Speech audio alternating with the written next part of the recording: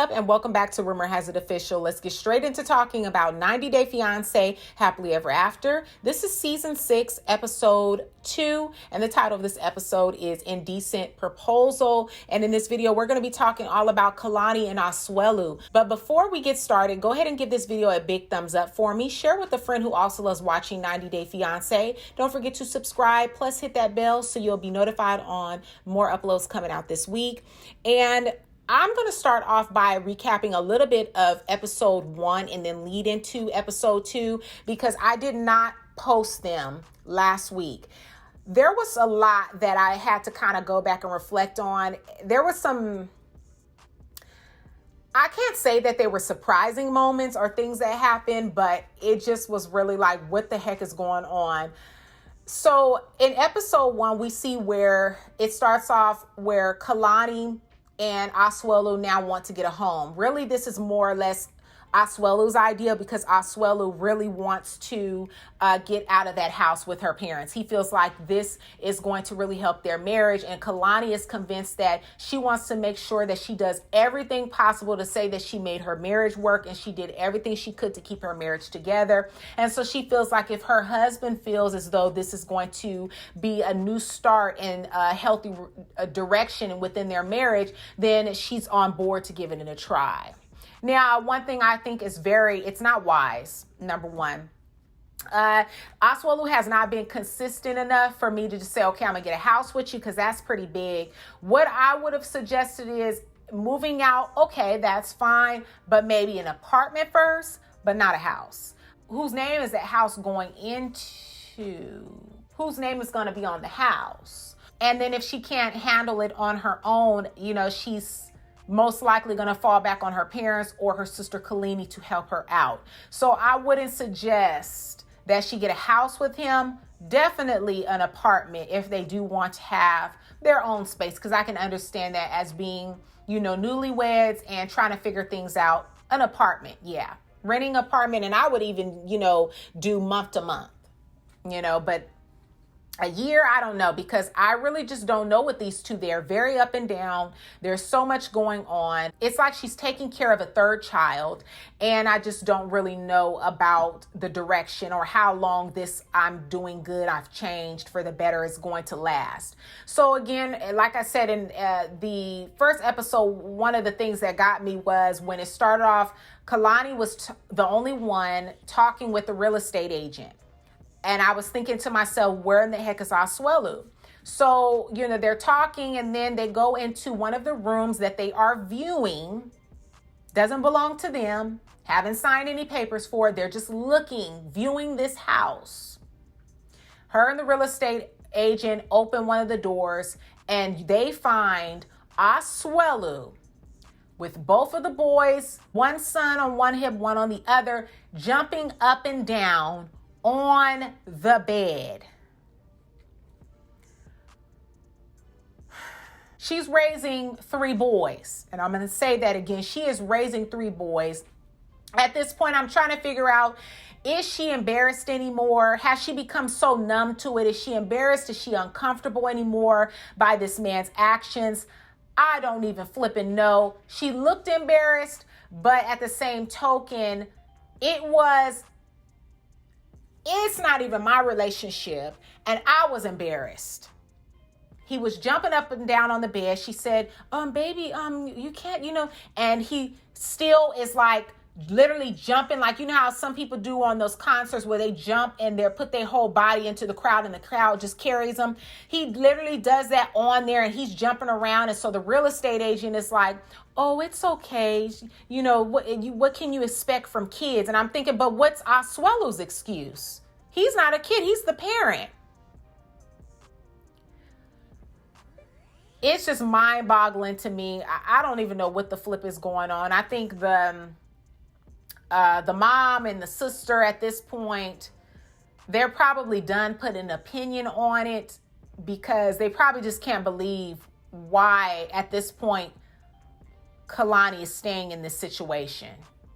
Because it's obvious that a lot of maturity needs to happen and he is just not mature enough to be a husband let alone a father. It's just really, it's too much. It is really too much. So I'm going to get into now talking about episode 2, bringing you to current.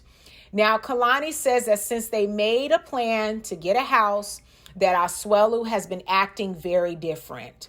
He's cleaning, he's helping with the boys, etc. Now, this is all a part of his plan to get what he wants. This is just what I feel. This is a part of his plan to get what he wants so that he can get out of that house with Kalani's parents.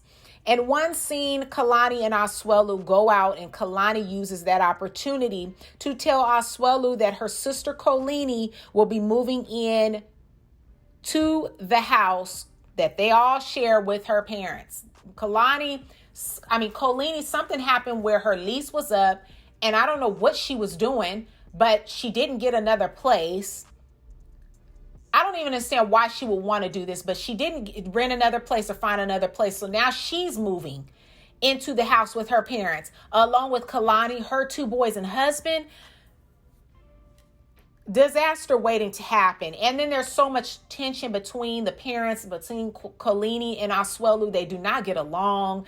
So I don't even know why Kolini would even put herself in that situation to move there. I get that's her parents' place, but like, why did you allow your lease to run up? It's something about that doesn't add up. Why would you allow that to run out and not have another place for you to move into, but you're moving in with your parents along with your sister, her husband, and 2 boys? That is just too much. Unless that house is big enough to where it's kind of spaced out where everybody will have their own space, then I can see, okay, I wouldn't be interfering with your space. I wouldn't have to hear about your drama or whatever. I wouldn't be interrupted or be woken up out of my sleep because the boys are maybe crying and having a bad night.